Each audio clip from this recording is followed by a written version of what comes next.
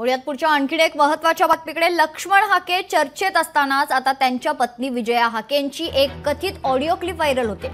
या viral audio क्लिपमध्ये त्या एका महिलेशी बोलताना शिवराळ भाषेचा वापर करताना दिसतायत. लक्ष्मण हाके यांच्या विरोधात पोस्ट करणाऱ्या धायगुडे यांच्या पत्नीशी त्या बोलत असल्याचा दावा करण्यात येतोय.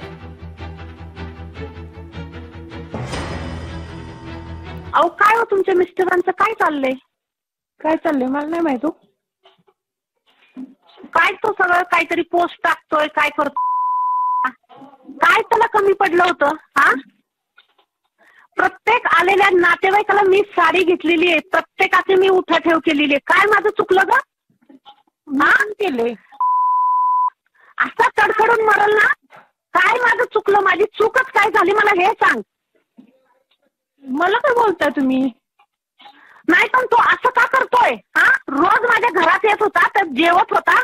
प्रत्येक पाहुण्याला मी साडी नेसवली इथं. प्रत्येकाला चहा केला हे केला उठाठेव केला. जेव्हा की मी जॉबला जाते मला वेळ नसतो आणि तरी पण त्याला एवढा प्रॉब्लेम आहे.